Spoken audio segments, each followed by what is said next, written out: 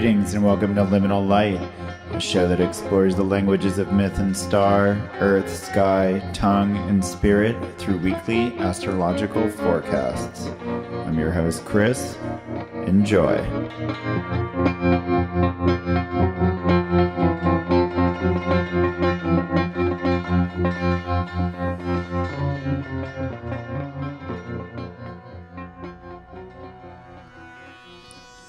We walk the perimeter of the camp and wander out between wide slats in the fencing where the mauve clouds hung softly in hue defy their weight over the slouching horizon at dusk, the brimstone smell lacing the lavender pigment of the picture.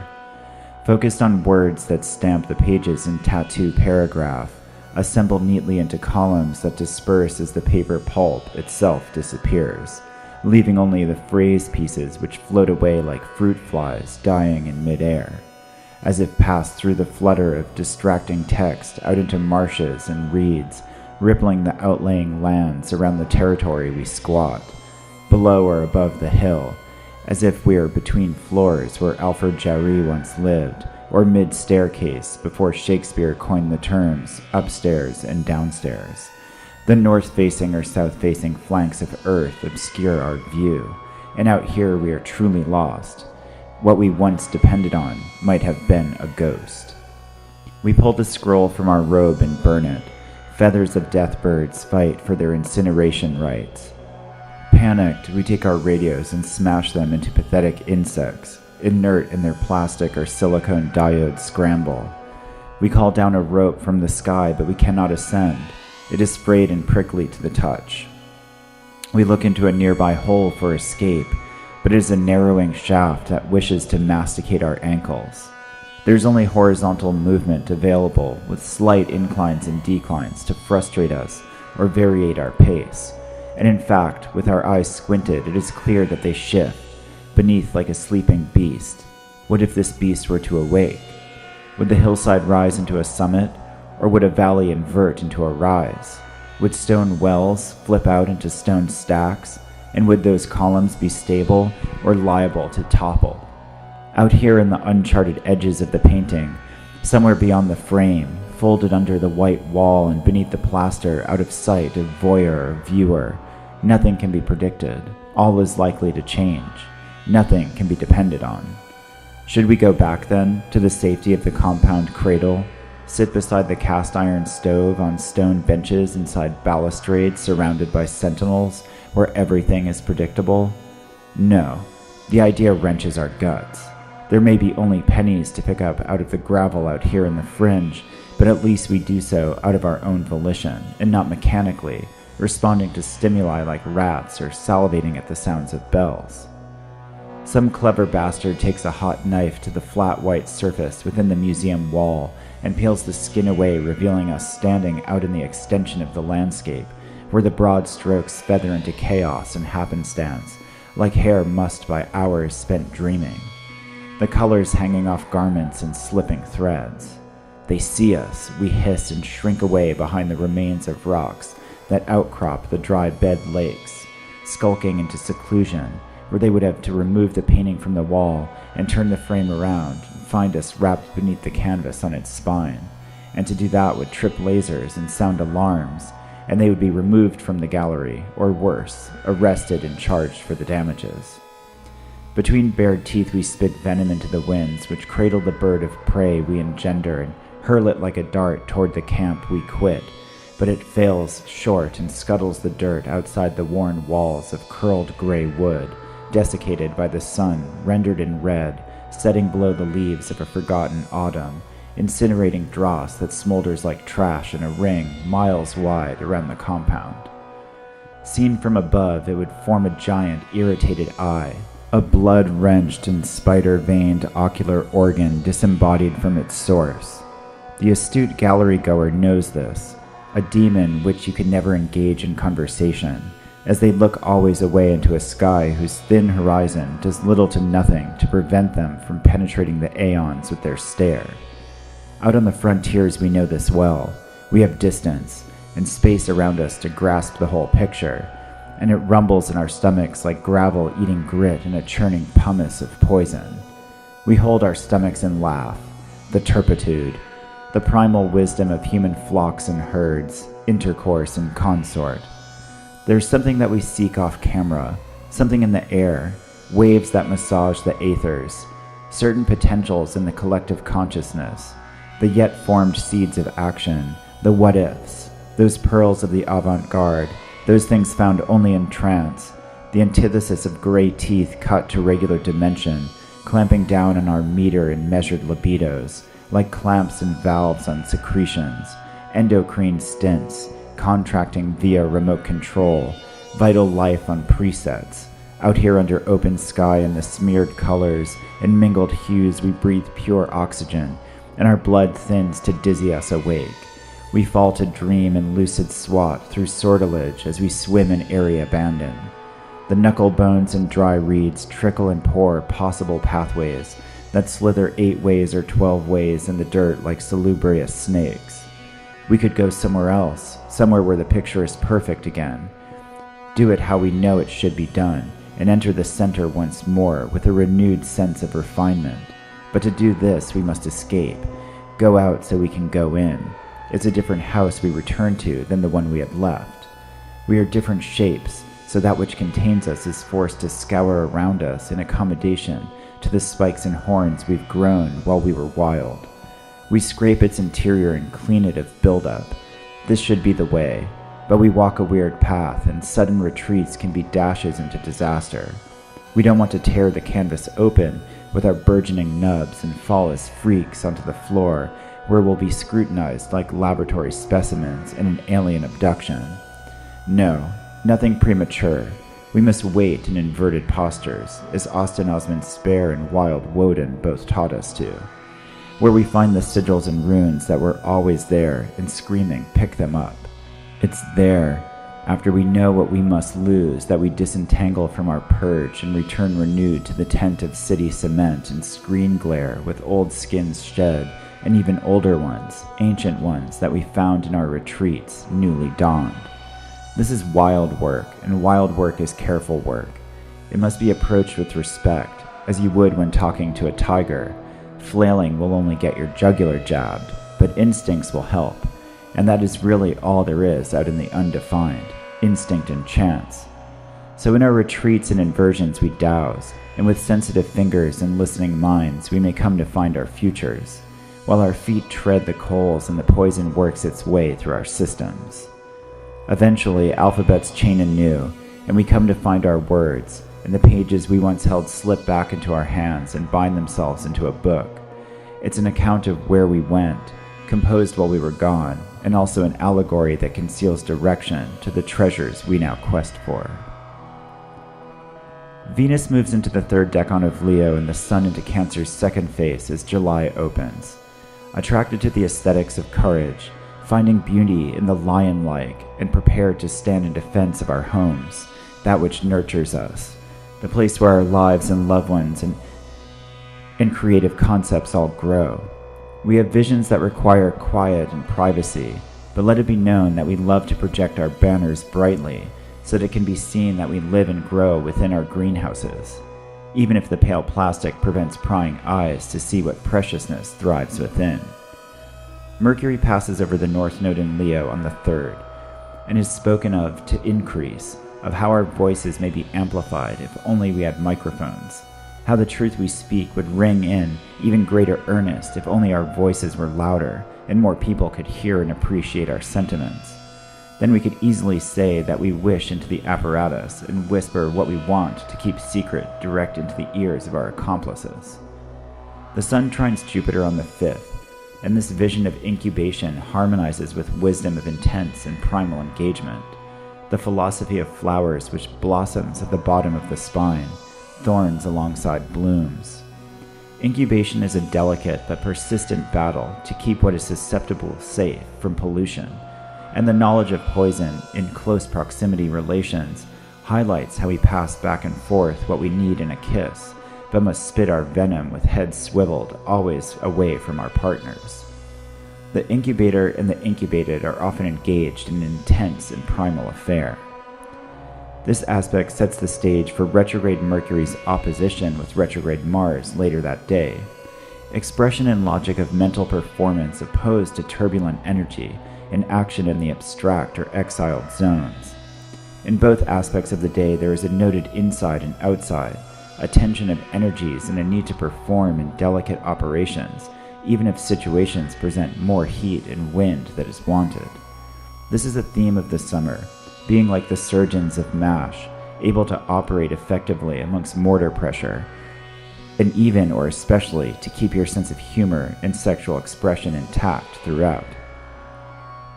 The Sun then trines Neptune on July 8th.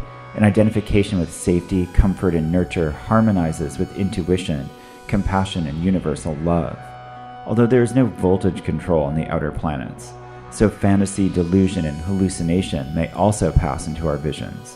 Expect all that comes with psychic empathy here, both positive as well as negative. The following day, Mercury squares Jupiter and Venus ingresses Virgo on July 9th. The purification of poisons and deep understanding of primal human nature clash with communications and public affairs. City councils are not therapy groups, so deeper emotional issues and spiritual pain might make it hard to speak the truth. That night, Venus enters her fall, where she focuses on aesthetic details and finds beauty only in perceived perfection. Love can become a clinical process. There can be frustration felt around parameters of moderation and indulgence, and creativity can be reduced to nitpicking. Virgo Venus can make a great creative director, like a filmmaker or the head of a fashion house, but outside specific sanctioned roles, her action can get her into trouble, coldly criticizing everyone's outfits and haircuts. Jupiter stations direct on July 10th, turning the tides of growth cycles, marking the readiness of philosophical expansion and the insurgence of opportunity proliferation. We can take the wisdom and coherence we've gained over the past 4 months and begin again to get bigger. As this occurs in Scorpio, it will come with themes of internal alchemical filtering and processing of pain and poison.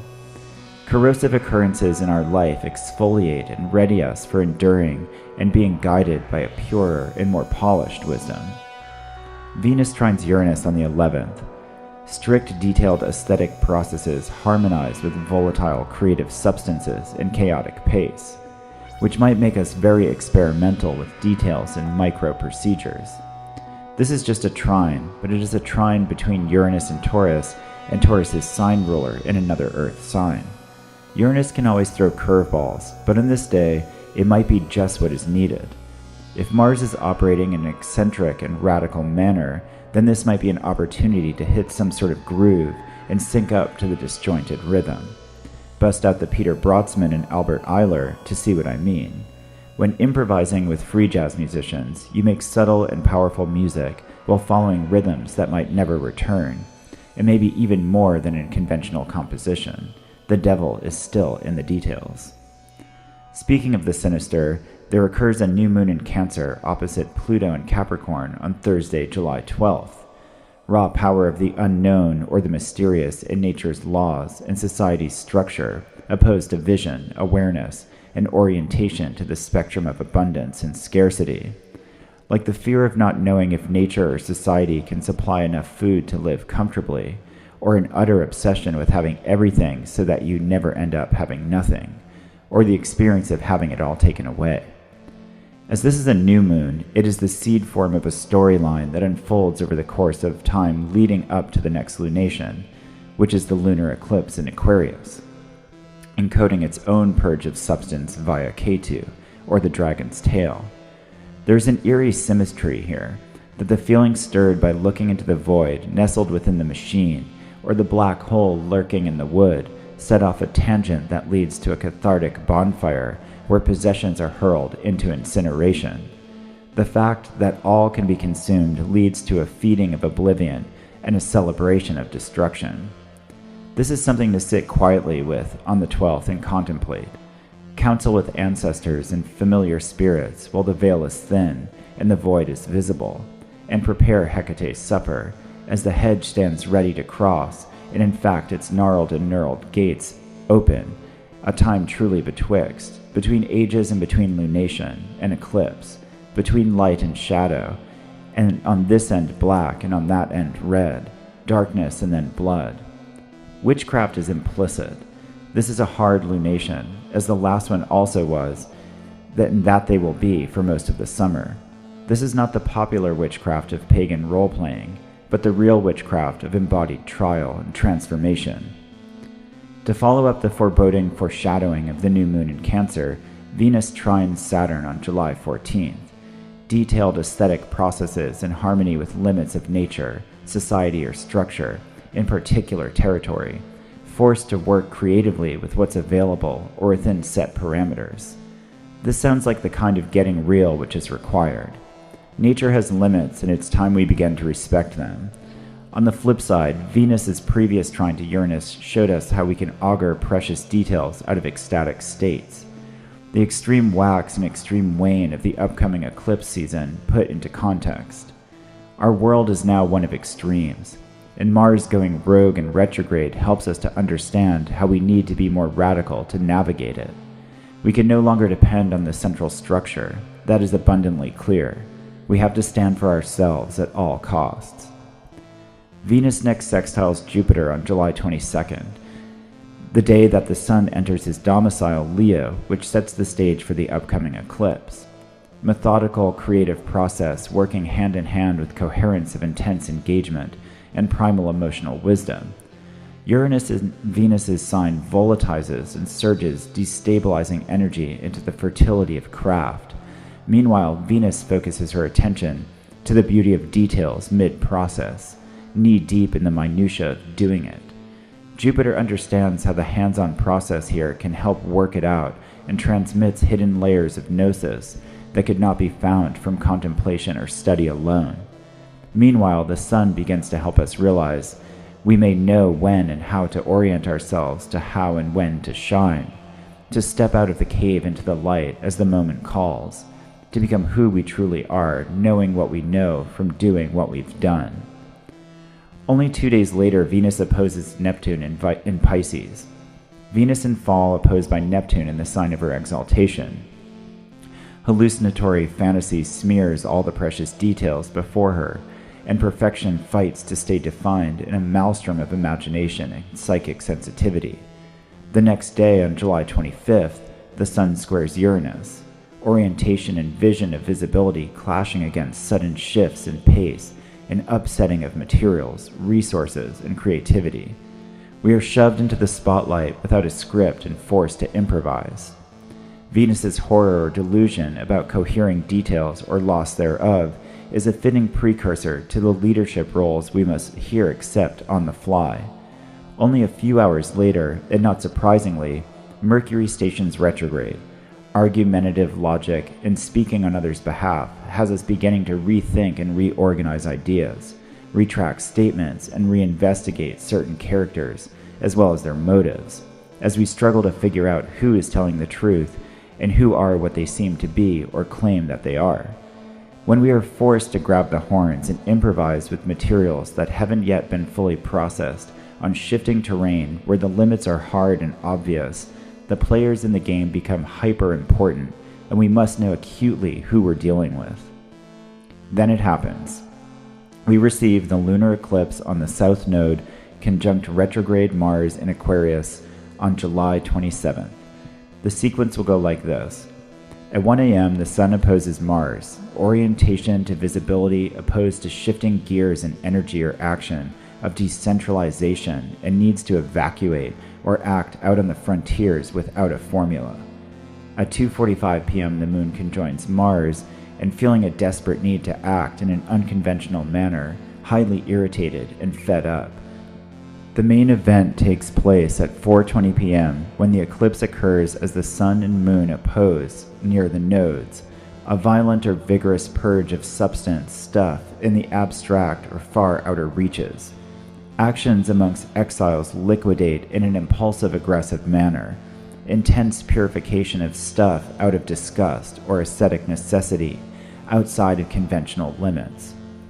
Unbalanced cutting out of things from life that need to go, but it's very possible to go too far and blow up your house simply to rearrange the furniture. On this day and around this eclipse in general, it's important to keep an eye on yourself and observe when you're acting in the extreme.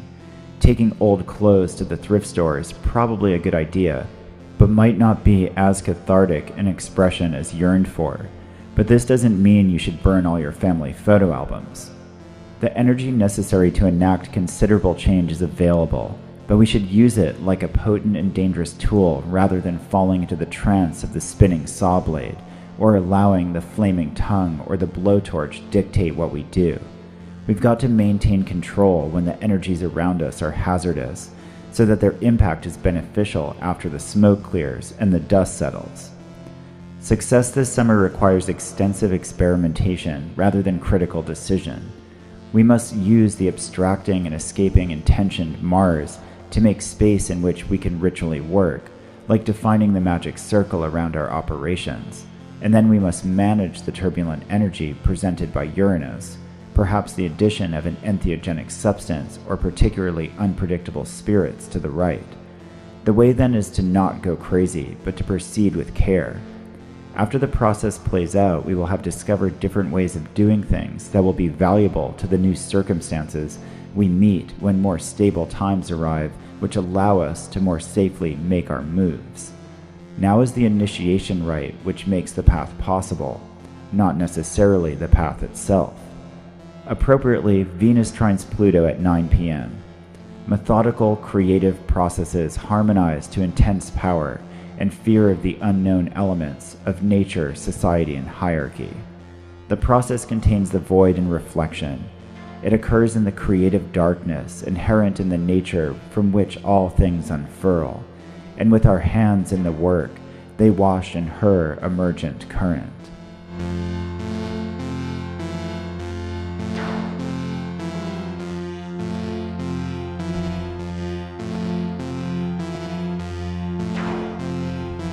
Okay, well, welcome back to the show, Bonnie. Good afternoon.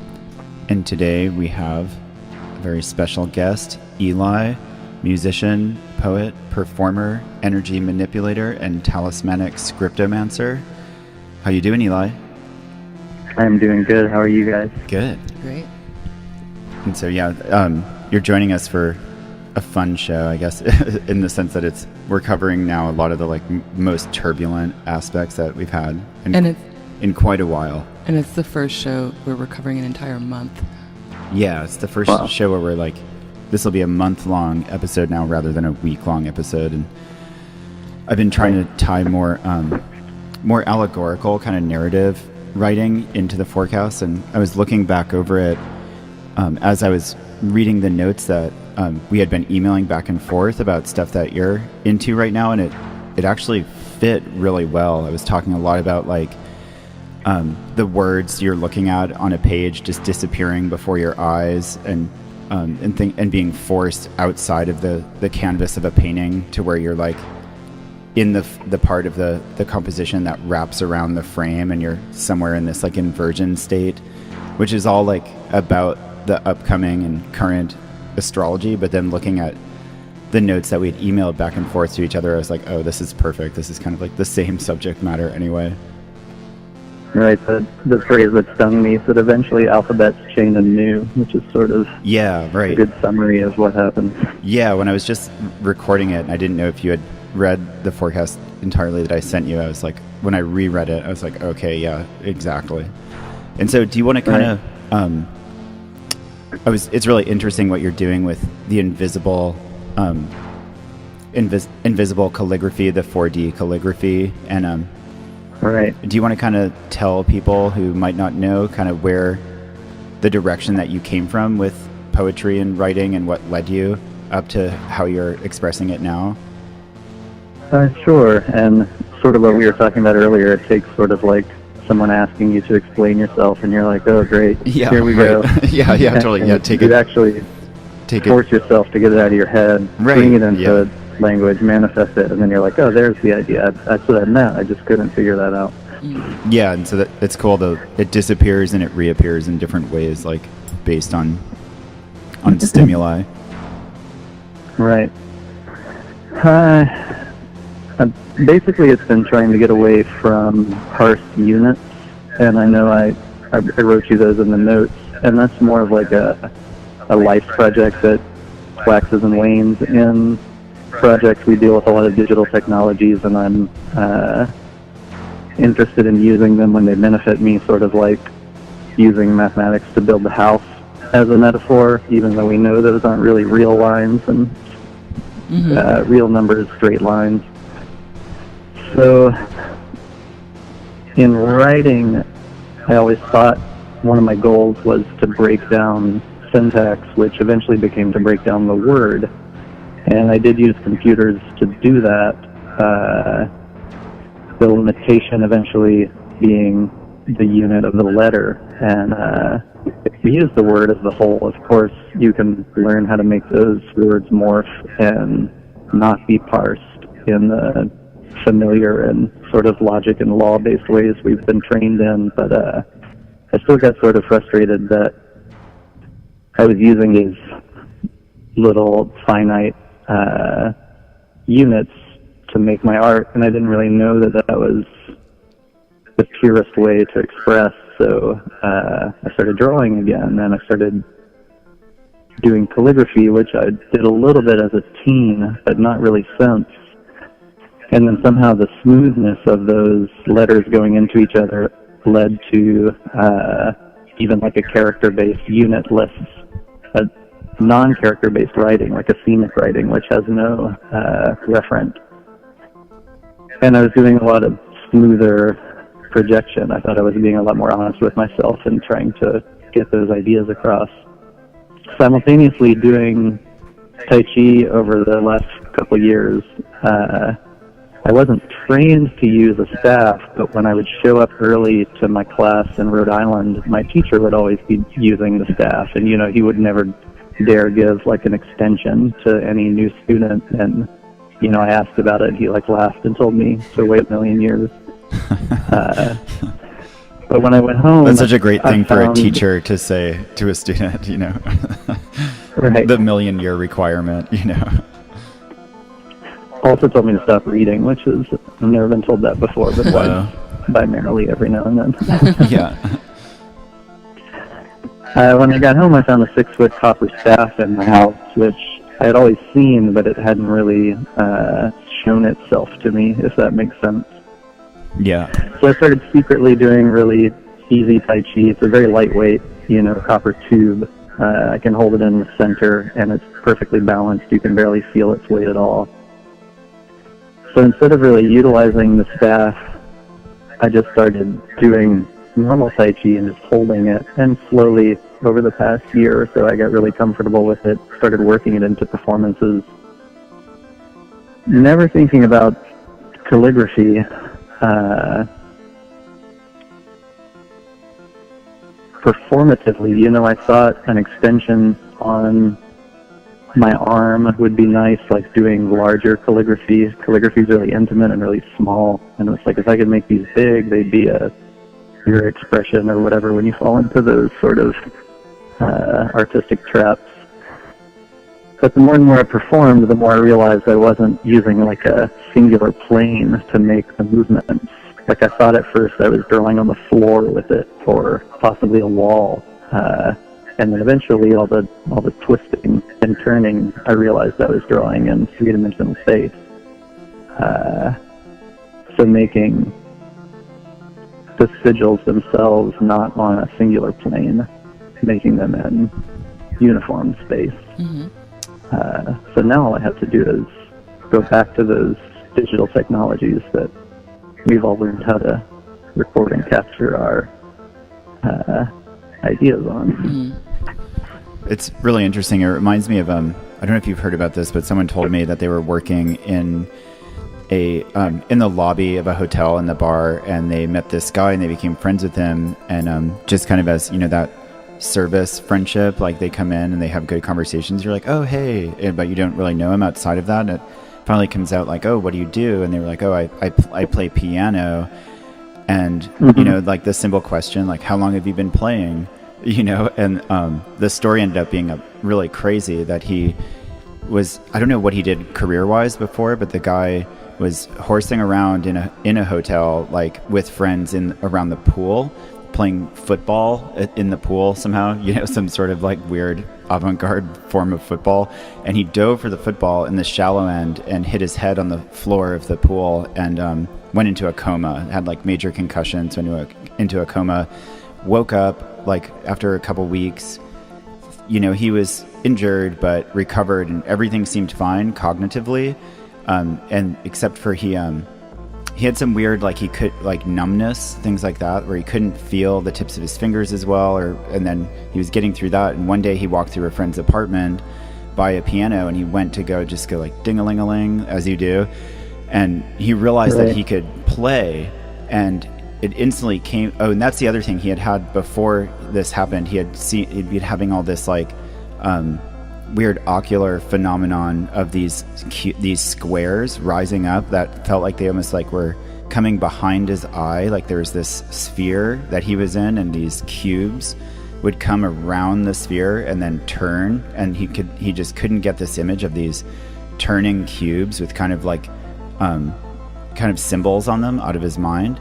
And when he went and just screwed around with the piano, he realized that that's what they were, that they were sound and they were notation, and that he could instantly interface with the keyboard, even though he'd barely ever, he played as much as anyone who doesn't play the piano. Everyone sat down at a piano and screwed around, but he wasn't a player, and now he can just play, he can just compose, and he can just play like Rachmaninoff or whatever. And so I forget I think it's called sudden savant syndrome that usually comes from injury, but it just makes me think about if something like that is just in our mind, and it took for him some sort of trauma to kind of access that part of it, of his brain, or we could say it's the brain, or we could say it's the mind. It's it doesn't have to be the physical brain, but that it makes a lot of sense, to be able to to write and to express. And I think something that the way you push at writing and character and meaning in general suggests that you're what if we just got around the other side of this thing where it's not so learned, or so where you're not responding to patterns and structures right.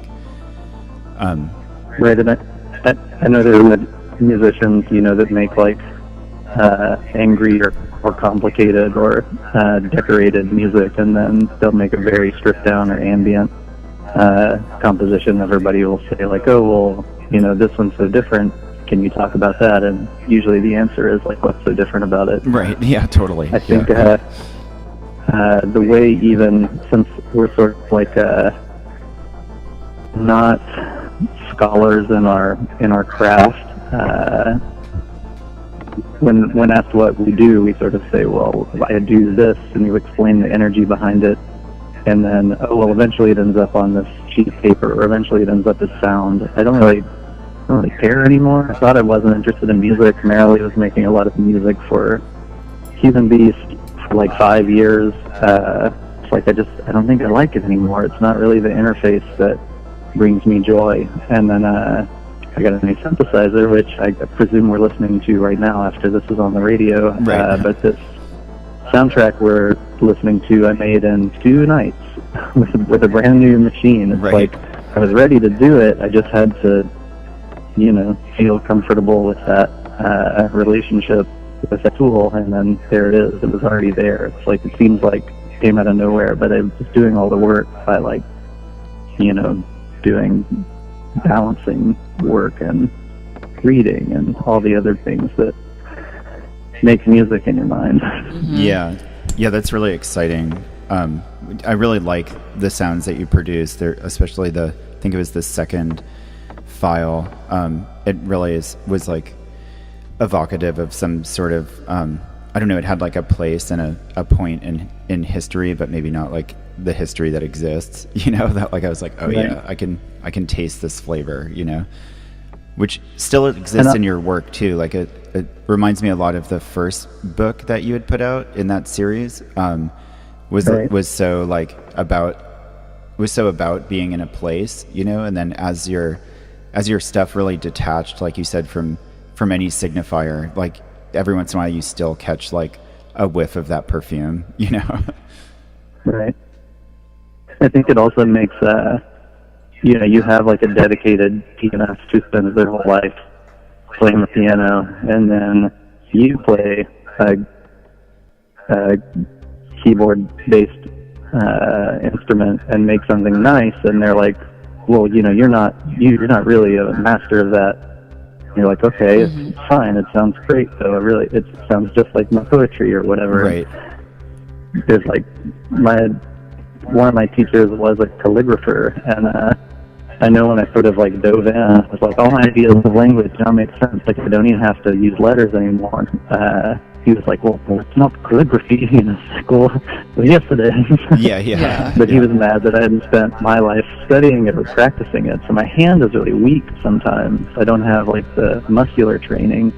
But I feel like I do have another 30 years of other types of training. And after I sort of get the general idea, okay, there it is for a while. Yeah, I definitely feel that. And I think like those weaknesses are important too, or like they emotionally get imprinted into like the creative process, that you switch mediums and you don't have that muscle, but then you have like the dramatic tension of having that weakness there, you know.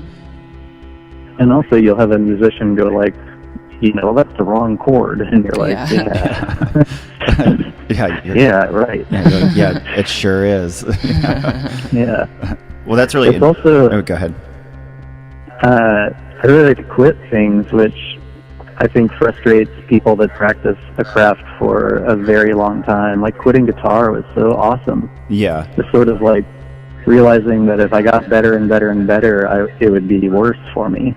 So at a certain point, you like hang it up, and then you go like, I could learn Spanish with all of that missing energy, or something that I could use more. I don't know. Just like sometimes you cap something and you're like, that chapter's over, and you transpose those ideas onto the next thing. Yeah, quitting is extremely powerful. I definitely have hung up a guitar before for years on end and been like, oh, okay, well, I can write novels now, like exactly. And that's really interesting. That brings us right to the astrology of right now, where we have like the Mars retrograde in Aquarius, which is very much about like the exile and leaving and going outside.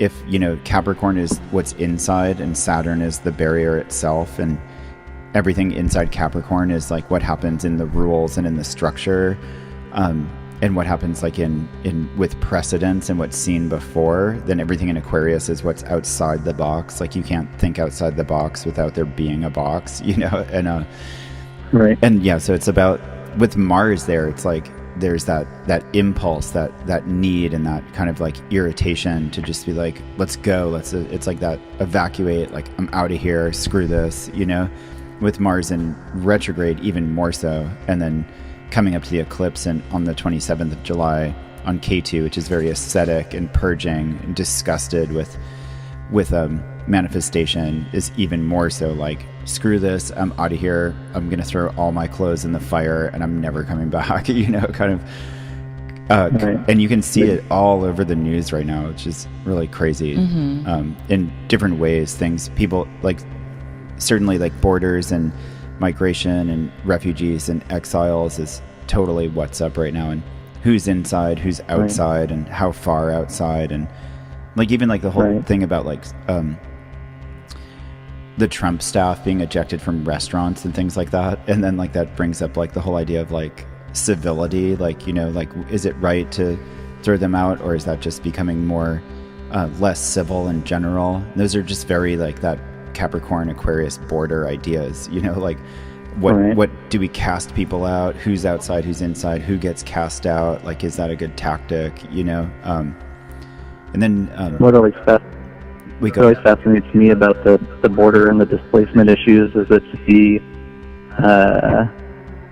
the anger of the people in power who cause the displacement, and then deal with the displacement of their own causing that is making them mad. Like we can go from border conflicts now all the way back to like American slavery or other types of times where the power holders cause the displacement and then get angry at the refugee crisis that of course caused. Yeah, certainly. Yeah. Yeah, and it's weird how it's even showing up in with this. Have you heard about this new tick disease that comes from what they call now the Lone Star tick?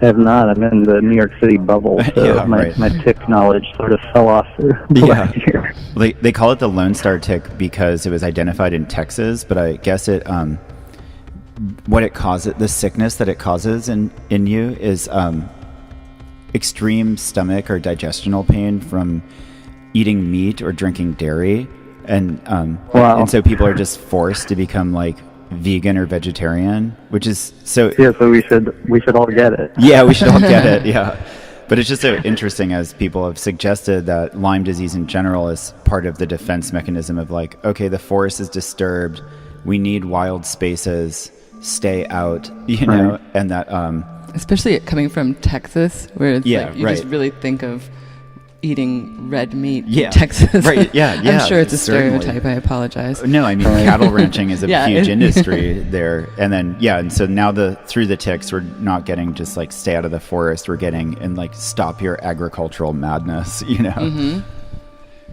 Which is, which just fits the Aquarian kind of like get out, get away, stop it, like, you know, let's pull out these factors, you know? Right. So feel like summer, even in Providence for the last 10 years, but I just had my 1 year New York City anniversary. Yeah. Happy anniversary. Yeah, happy Which anniversary. which is a lot harder of a city to get out of or get, you know, into the forest or wherever, and answering that call to the mountain in Maine every summer, which usually even solved sort of industrialized living in Providence. Respite now seems ever so more important. Yeah, and we don't have anything planned this year. It's been hard to like even make that call, because for us it's on the other end. It's like, for us it would be an act of centralizing rather than evacuating, you know? Exactly. We got a quick trip down to Savage Weekend, but it was very, very brief. Yeah, and so Well, do come and visit. yeah, do come and visit. Yeah. Truly. But yeah, it's interesting how I think that a lot of the Mars retrograde is going to make people feel like, oh, we got to get out of here, but we can't, you know? And that's what's going to cause the more violent reaction, especially as we come towards the eclipse, of just being like, I absolutely have to take a knife to the edge of this bubble and just like burst it, you know? Right. Which is just ends up later on, you're like, that was really cathartic, but I ruined my bubble, you know? Right. Which is always that's not always like what should have happened, you know, where it'd be much more elegant to like phase through it or teleport through it or something, you know, like than to just slash it away. Right. There's definitely potential for us to all be in like kind of like like realize we were in a tantrum, you know?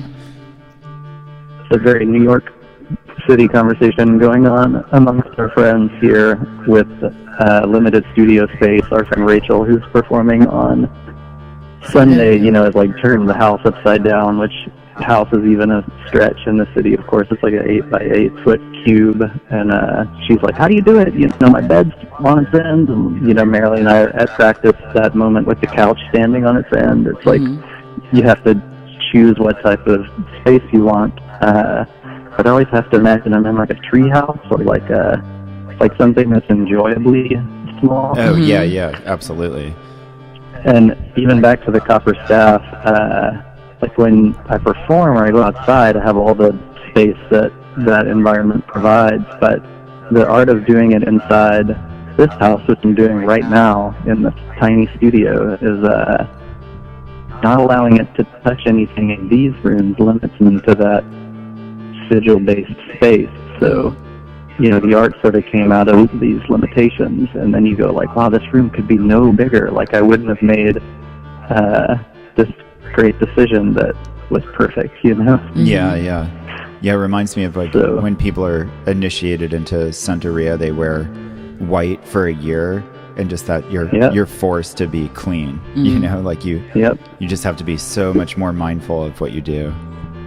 Exactly like that. I also have half of my library boxed up, which felt like terrible decision upon getting here, and now it makes you focus more on what's there. And I don't know, trying to just enjoy all of the limitations. Yeah. Financial limitations, space limitations. Yeah, it's interesting too. That's sounds like a lot of the Saturn in Capricorn, which is a longer thing going on. 2.5 years from the start. So we're like a good ways in now. So another 2-ish years of just learning how to deal with limitations. And that's especially like as we're recording this is a few days after people are going to hear, a few days before people are going to hear it. But the full moon last night was conjunct Saturn in Capricorn. So there was like a hard lunation. People were like, oh, this is going to be really rough. It's just going to be like, you're going to be able to feel completely how restrictive life is, or like right. and also what you absolutely need, like to not starve, is going to be like the most apparent. And so that was like, it's just a moment to like really like be like, oh hey, this exists for 2.5 years, but tonight we get to like really feel it. Yeah. Right. But that's like something that's going on alongside this stuff that's happening in Aquarius, where Mars is going back and forth over that border. So it's kind of like leaving that restricted, structural, that hard, real space to being like, hey, what about all this like stuff that's just possible? It has no precedent whatsoever out in the open, in nowhere, in no man's land. And then like coming back to the inside space and being like kind of like being like, hey, check it out, like look at what I saw out there, or does this work in here, can I like bring any of that back in here? And then going back out there after like, it's kind of like going outside, looking, like kind of sizing stuff up, going inside, kind of being like, can I bring that in here? And then going back outside, and then the parameters of both worlds, it's and that's like kind of why people have to kind of take some time and experiment right now rather than make really quick decisions, because you could easily be like, oh, this actually doesn't fit in my life at all. It's like checking both temperatures.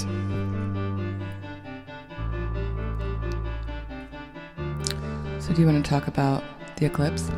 The eclipse? The eclipse is the big main one. event. I feel like we've gone over it, we've touched on it, but that's what's that's the 27th. Yeah, that's the 27th. That's the big deal. I've discussed it multiple times, but I looked, that's the big purge of it. That's like what, like I said, like popping the bubble. That's like the part where it all comes to a head and you're like, okay, I absolutely cannot take this anymore. We have to get rid of a bunch of stuff really fast, because it's the moon. It's like substance, and it's on the south node, like purge and getting kind of like ejecting poison. I looked back to the last time Mars went retrograde in Aquarius, because it doesn't often go retrograde in Aquarius, and it was July 11th of 1971. So Mars goes retrograde every 2 years, and it for 2 months, and it has like about a 15 or 17 year cycle, but it's a really chaotic cycle, and it prefers certain parts of the zodiac over others. So that's a long time for it to not be retrograde in this sign. So it's rare in general. And that's on the 25th. What's that? Oh no, you're talking. Okay. I'm talking about the Mars retrograde in general. And if you look back at that retrograde, you have Nixon was president, so that has some resonance. Like criminal president. Then that was when Gloria Steinem made her address to the women of America. Steinem. Gloria Steinem makes her address to the women of America at the founding of the National Women's Political Caucus, which is is oft quoted. It's kind of like frames the paradigm of modern feminism, where she talks about like if race and sex are definable, then they're used to manipulate like immediately, Right. And then we have the Australian Aboriginal flag was flown for the first time, which if you look at it, it's like red and black with a yellow sun in the center and looks so Marsy, That's 1971. Yeah, 1971. And so it's like that perimeter people being able to like be expressed. And then we have what else is going on? Oh yeah, the Troubles in Ireland were in full swing at that point. The United Red Army in Japan, established by revolutionaries, was like a revolutionary communist army, which is also very Aquarian too. Like the manifestos are very Aquarian, as well as avant-garde art, as well as like scientific hypothesis, are all like that outsider thought. The last George Clippert, the last person in Canada to be arrested and charged and prosecuted and convicted and imprisoned for homosexuality. He's released from prison. Yeah, he was released from prison. So it's that like leaving that Capricornian space. And Diane Arbus died at that time, who was obviously like was a capturing the outside. Yeah, documenting the fringe. And then the United Kingdom opts out of the space race, which is a lot of there's a lot of inside outside stuff with Aquarius and Capricorn. Like the eclipses that occurred, like the last time the eclipses occurred on the same nodes that they're going to occur on, where the nodes are in the same degree, there was a meteorite called the Tagish Lake meteorite that impacted the Earth in British Columbia, and the next day like 2 major airline crashes occurred, and that was the peak of the .com bubble in January 21st of 2000. So there's like we're likely to see some stuff coming in from outside, and that doesn't necessarily mean from outer space, but it could. And along those lines, like in 1971, we had that's when Ziggy conceptualized. I mean, when David Bowie conceptualized Ziggy Stardust, and was like literally a rock star that comes from outer space, and then and the first song on that record, Hunky Dory, was Changes, about like that shift. And that's also when the Rolling Stones released Exile on Main, or were recording Exile on Main Street, and were actually exiled in France because of taxes, and that's when Walkabout was in theaters. So and the list goes on, and we're getting close to time, so we're going to get way more into that and way more into Eli's work and what Eli's up to in a second chat that we're going to do. We're going to start extending these and have more content, and so we don't have to wrap it up so quickly, and so people, if they're interested, they can follow links to the continuing chat. But you see from the stuff that I've like just quickly stacked up, the kind of things that are going to be resonating back into the now, and we see in the news like pretty clearly, and kind of every story I looked at, there was like in France, like the butchers are asking for police protection because vegan activists are getting so intense. Wow. And what is this cannabis growth is killing one of the cutest and fiercest creatures? What is this creature? It's an article I saw. I forget. In the U.S. Yeah, it's like the California something marmot. Oh man. It's like a kind of weasel that like mass cannabis production is like could quickly bring to extinction. Right. Which, so it's like the Mars retrograde. It's fierce, but and it's also marginalized by this activity. Then of course, what was the socialist?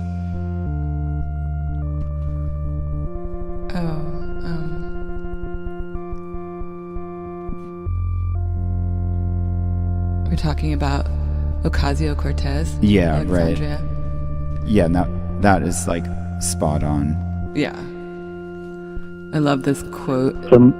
What were you going to say, Eli? No, go ahead.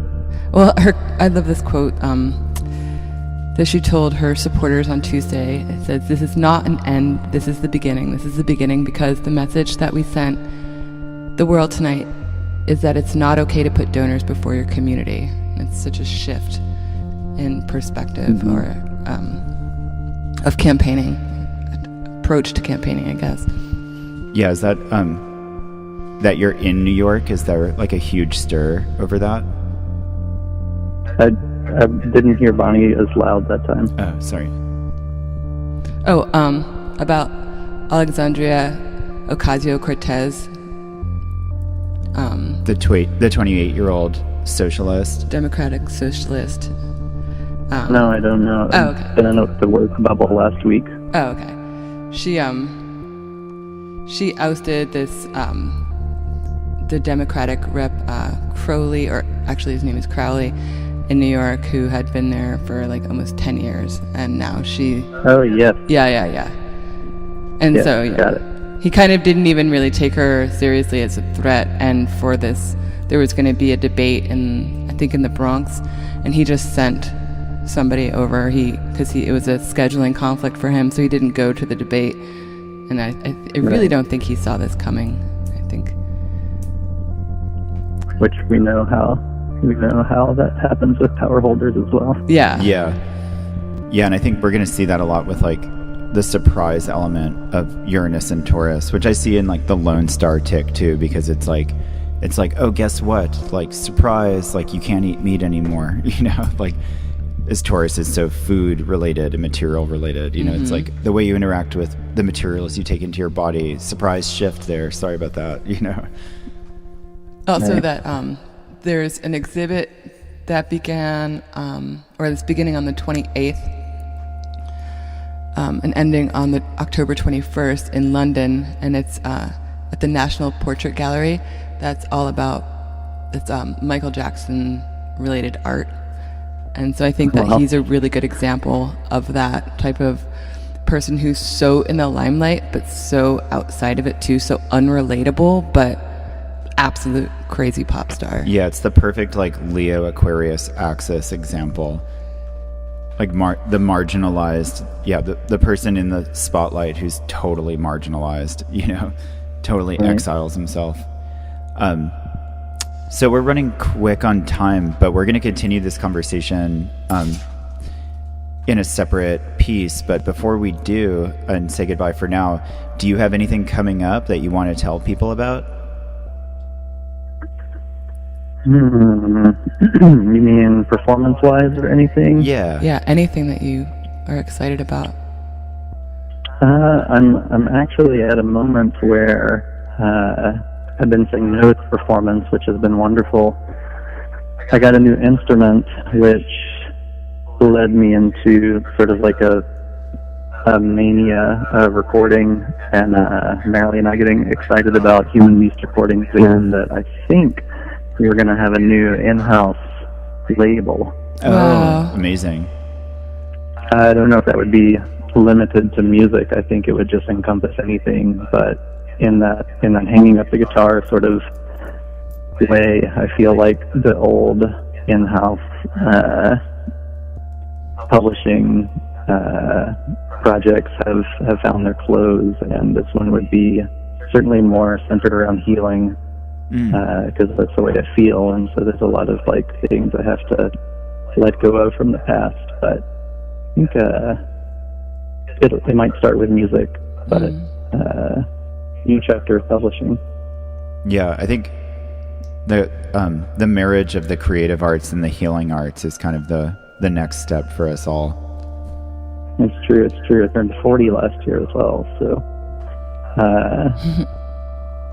40th birthday present was to be 39th birthday present was to be healthier at 40 than I was at 39, which worked. And present to self at 40 was to be healthier at 50. You know, not less old, just healthier. Yeah, definitely. Absolutely.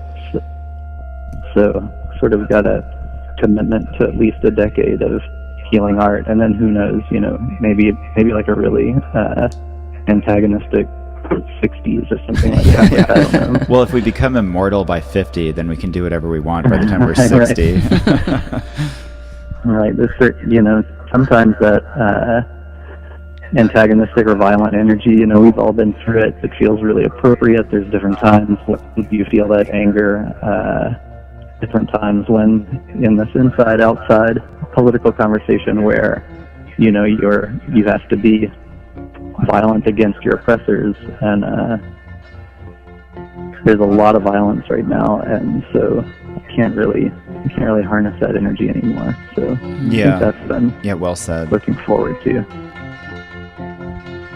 Well, thanks very much for joining us today, and we'll get together shortly and we'll have an extended conversation. It's true. Thank you, Eli. All right, miss you guys. See you soon.